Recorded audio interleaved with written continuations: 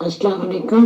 वालेकुम जी अस्सलाम। मैं पहली बार बात कर रही हूँ, मुझे मालूम नहीं कि आपसे राब्ता किस तरह किया जाए। राब्ता हो गया मुझे है सवाल सिर्फ इतना पूछना है कि आजकल जो ऑनलाइन ये गोल्ड की शॉपिंग होती है ऑनलाइन। वो लीज पे लेते हैं, तो टैबी या इस तरह का जो नाम है, तो तमारा, क्या ये तभी शर्म जायज़ तमारा। है या नहीं? बस इतना सा सवाल है। बिल्कुल यही सवाल पूछा जा रहा है शेख साद अल खसलान से, शेख डॉक्टर अब्दुल्ला अल मुतलक से, सऊदी अरब के किबार उलमा हैं। मैं सबसे पहले तो आपको अब्दुल्ला अल मुतलक की महफिल में लेकर चलता हूँ। عن حكم شراء الذهب بالتقسيط. उसके हुक्म बता दीजिए कि तक़सीत इंस्टॉलमेंट पर हम अगर सोना खरीदते हैं तो। والذهب شراؤه بالتقسيط لا يجوز. सबसे पहली बुनियादी बात तो ये समझ लीजिए कि तक़सीत पर, किस्तों पर सोने की खरीदो फरोख्त करना जायज़ नहीं है, ला यजूज़। लेकिन लेकिन شراؤه عن طريق تمارا. लेकिन अन तरीक़ तमारा या ताबी जो आपने कंपनी का नाम लिया है, تمارا نعم. هذه تمارا ما تقسط. ये जो कंपनियां हैं ये किस्तों पर सोना नहीं बेचती हैं, बल्कि शेख साद अल खसलान के बारे में इन्होंने अब्दुल्ला تمارا تشتري الآن أنت يا شيخ. तमारा जो है वो क्या करती है कि सोना खरीदती है और सोना खरीद कर फिर आपसे डील करके आपको देती है। अब यही डील चूंकि शेख साद अल खसलान इस कंपनी के अंदर मुशीर हैं, शेख عرفت ولا لا؟ देखें अब्दुल्ला هي مثل نسبة البطاقة. अब्दुल्ला अल मुतलक जो हैं عبد الله لي وأنا تاجر ذهب. نعم. قال خلاص يا شيخ عبد الله خذ وأنا يها. يدا بيد. يوسف الشبيري والشيخ साद अल खसलान। الخسلان. देखिए इन उलमा के नाम ले रहे हैं कि ये उस ताबी और तमारा के साथ उनकी जो ट्रांजैक्शन है उसमें डील करते हैं या उनको राय या उनके साथ मुशीर, बतौर मुशीर भी ये काम कर रहे हैं। अब शेख साद अल खसलान जो कि अब्दुल्ला अल मुतलक ने जिनका नाम लिया है, वो क्या कहते हैं इस सिलसिले में? سألت السؤال يتكرر عليك كثيرا. हम ये सवाल बार बार पूछा जाता है ونحوها من حيث التعاقد. जब बात की जाती है ताक़ुद की, एग्रीमेंट की, तो दरअसल एक एग्रीमेंट में ख़राबी है ताबी और तमारा के सिलसिले में। वो ये कि पहली बात तो ये कि किस्तों पर नहीं बेचते हैं, दूसरी बात ये कि अगर आपने इनसे गोल्ड ख़रीदा है तो इनसे गोल्ड ख़रीदना तो जायज़ है, लेकिन वो जो एग्रीमेंट में होता है ना कि अगर आपने ताख़ीर करी तो फिर आपके ऊपर पेनल्टी लगा दी जाएगी। तो यहाँ ये शेख ये कह रहे हैं, शेख साद अल खसलान,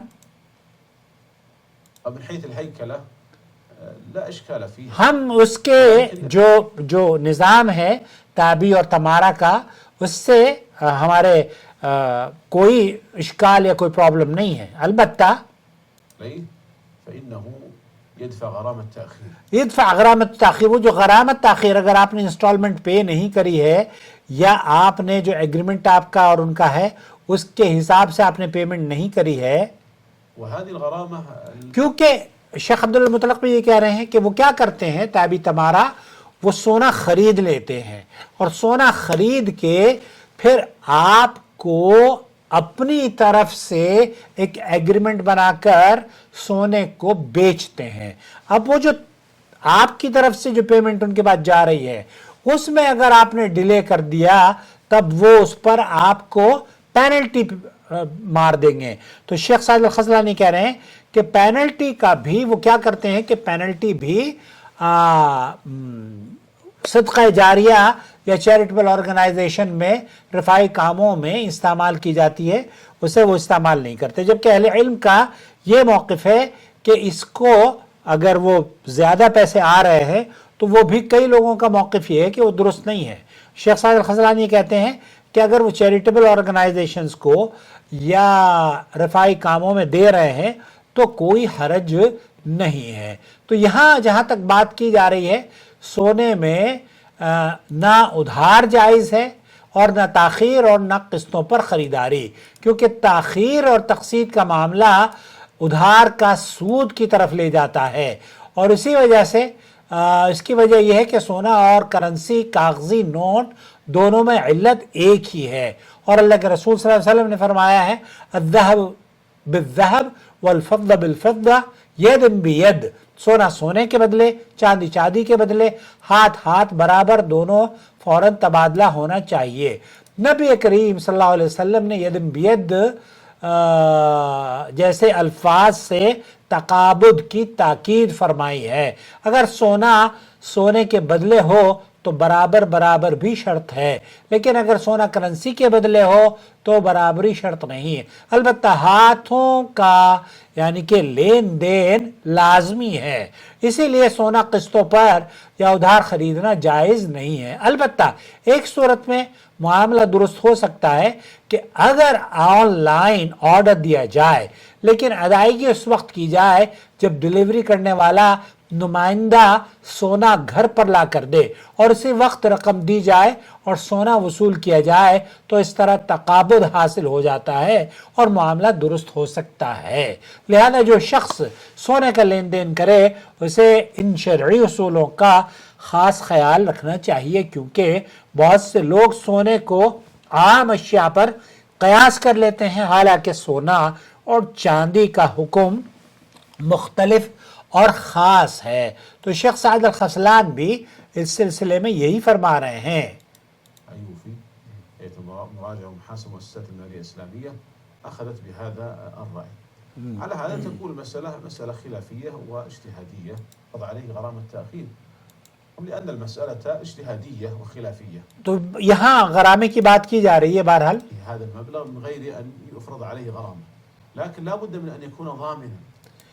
اب وہ ضمانت على هذه التعامل لأنهم في مؤسسة عائلية. یہاں دوسری بات جو ڈاکٹر سعد الخزلان یہ فرما رہے ہیں، عند البيت هنا يعقد الشراء، يسلم له هذا الثمن والمندوب يسلم له الذهب. تو یہاں جس کمپنی سے بہن آپ سونا خرید رہی ہیں وہ دراصل سونا یدم بید ہی ہوتا ہے، کیونکہ ان کا جو وہ ہے نا مندوب، تابع کا مندوب یا ریپرزنٹیٹو، وہ آپ کو لا کر دیتا ہے، آپ اس سے خریدتی ہیں اور اس کو آپ دے دیتی ہیں پیسے، وہ تابع کو دیتا ہے اور تابع پہلے ہی سونا خرید چکا ہوتا ہے۔